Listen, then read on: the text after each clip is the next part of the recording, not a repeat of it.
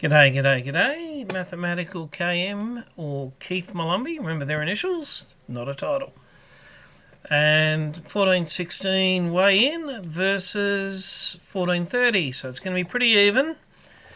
I've played Srihari twice, once with white, once with black, and he's actually got the better of me both times. And he's 007, James Bond, or 7 years of age. But he's a pretty strong 7-year-old. Okay, so let's take a look at the game. And I will say this much. I'm pretty happy with the accuracy I'm starting to get with the opening. And we'll see how well the Hippo opening goes. And we'll take a look at some middle game ideas that perhaps I can work on. Okay, so let's go. We've got the white pieces. We're starting with the king side, fianchetto. It was all book move till he's looking to contest the big diagonal. I've got a bishop. We've got a second pawn out in the middle. We've got bishops looking at each other with his d pawn in the way. Let's just calmly get a knight out. He's starting to take the centre with both of his pawns. Let's continue to build with now, the optional extra A3, H3 haven't been played, but we've got the main structure of the Hippo right now. That's meant to be the Hippo's head with ears. He's brought a knight across. We get the bishop out. He gets a bishop out, being a second defender for the pawn, which I've just put a bishop on. I get a knight out. He castles. Now, at this point in time, I wrote the clock down. I've got 60 minutes still. He's got 48. This is kind of the breather moment, really. This pawn is protected by two pieces. And we've got a little bit of a unique situation with this pawn.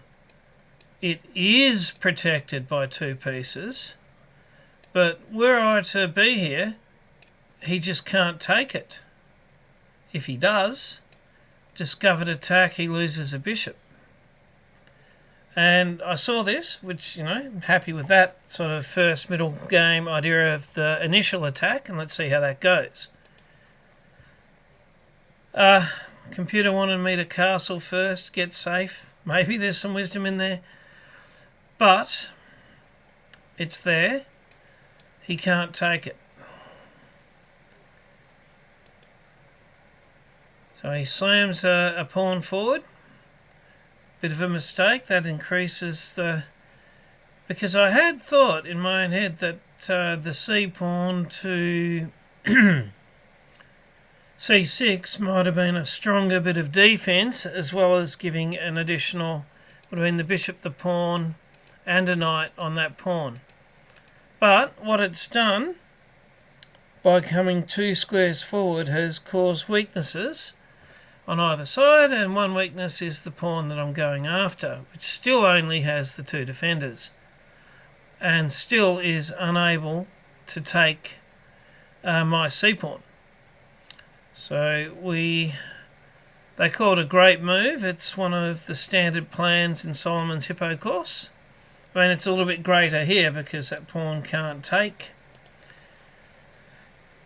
And we now have 1, 2, 3 attackers. It's only got 2 defenders. We're going to be trying to win a central pawn here. This is move 10. For what it's worth, the clock is still at 60 to 48. And what he does have a bit of a think for a while here. And in the end, he comes forward. He knows that that is giving up the bishop. But if I take the bishop, he can take the knight. But, and let's take a look. I take it. That was best. We're at plus 2.4 here. He takes the knight. And the first mid-game challenge is navigating this one. And some people might be tempted to go bishop takes rook here. But that's -2 to black. I think mainly because this pawn is forking and it's going to get something. And if I take the rook, he'll take the bishop. And then his queen is threatening that rook, and with check no less. That's not a good deal. You can see the -2 is for a reason. But that bishop, whilst it's hanging, it's not under threat. And let's get a central pawn to go with our piece. So we play that. Let's move 12.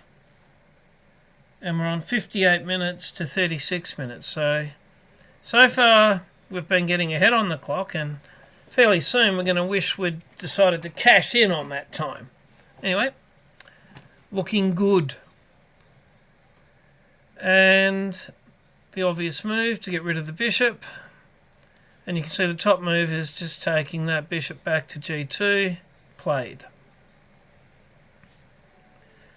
So taking stock at move 13, 58 minutes to 36. And I've got 8 pawns, he's only got 7, and the pawn that he's lost is a central pawn. So far, so good. He plays a6, and the computer likes g4. Starting to send these pawns, I can see that. Or g4, g5, getting rid of the knight. And that's something worth thinking about. I've actually gone with having a go at this pawn. Looking to capture his other central pawn. Thinking if I can get both central pawns, then get my king safety, then that should work out quite well for me. And as far as that goes, that's not a bad plan. He takes. Taking back with the G pawn is best. No, the E pawn. Not a lot in it. Not sure about why the E pawn. I mean, he'll get a quick, easy check. I guess I can block it fairly easily. But I've gone with the G pawn. He's gone rook E8. This is move 16. The clock's 55 to 34. And I've had a little bit of a think about what's going on there. Getting more protection on this pawn, and I don't like that knight. So I have thrown my knight in there. It says it's excellent. We're still up around +2. So we're 1 point of material and 1 point of better position. There you go. And he goes knight takes. It's 2.3. And let's see, this is move 17. The clock is 52 to 34. I've really got to stop watching the clock quite so much. Oh, actually, watching it's fine. But realising that you're not going to win the game on +30 seconds by the clock that way. The clock gets nowhere near 0. What it does mean is I can take up to 20 minutes to decide, do I want to take that knight with the pawn or with the bishop? Look at the eval. D takes e4 plus 2.6. Bishop takes e4 is only plus 0.98. And I'm thinking, looking at it now, and I wish I'd used this time in the game, but if you go with the pawn, it's not like he can take the pawn, because you just snap up that bishop with the queen. So the little bit of thinking I should have done is, if the pawn takes, that bishop's got to move. It can't come here. Be nice if it went there. Unlikely to go there, but it can.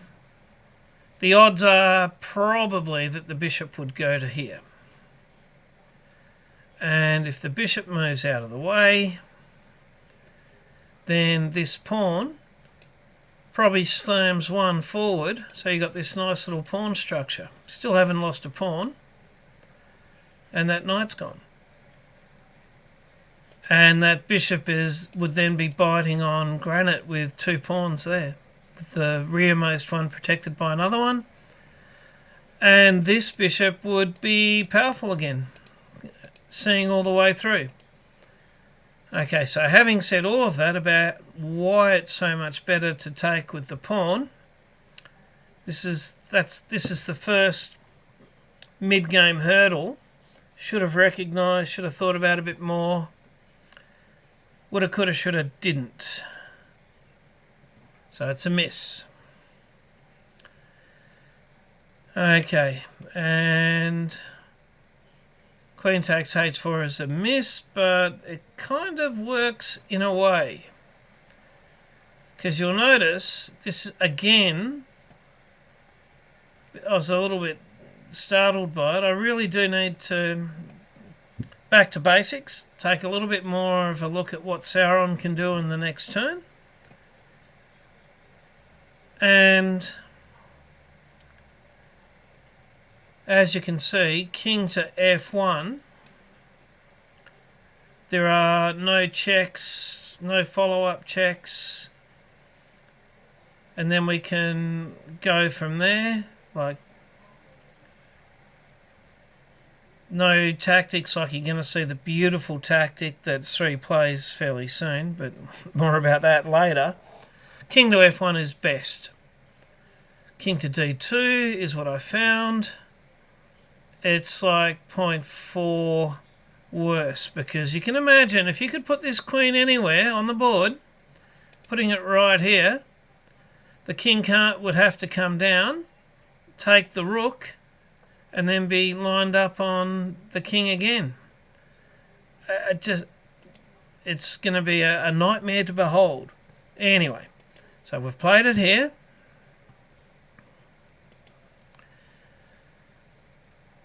That's an inaccuracy. But talking about, and this is where I've really got to spend some more time thinking, if I put that queen anywhere on the board, it would be without that bishop and putting the queen here. How can that happen? Oh, only with cooperation from white. So let's watch this. There goes my bishop. There's no bishop on the diagonal, and the queen can see that square. It's still slightly white's edge. I am only looking at offense, which is unforgivable. The unforgivable sin of only looking at offense. Because that's just not going to happen if I allow this one move, check, king's got to go down, win a rook. The unforgivable sin, only looking at offense. I think that may well be our title. So watch the beautifully played opening into winning a couple of central pawns and still having both of mine into... It's a blunder, all right, straight to minus 4.43. Beautiful. Ouch. It's only a little bit of fortune that the bishop's protecting that one. He wins the base of the pawn chain.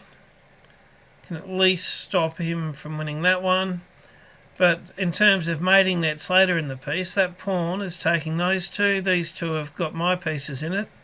It's only got to cover the bottom rank, which he is right now, and get a check onto the king. It's really starting to feel a little uncomfortable. Goes down the exchange, but it was the best move. There we go, we take it. That was my best, but we're still already just in such a bad situation. Stopping any chance of a back rank or even a perpetual for me. We line it up. Queen to f3. Trying to get the queen Well, can't come any further. Trying to get the queen into where it can help the king, but it's still minus 5.27. It's very much, and that's a beautiful move. Can't take his rook because of the check from the bishop. We take, he comes down, check, check,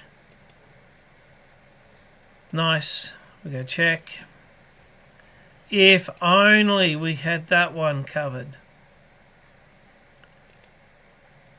Give myself a square for when the queen comes across, but it's just adding a number of moves and letting 3 very tidily finish the checkmate. So let's look at the review.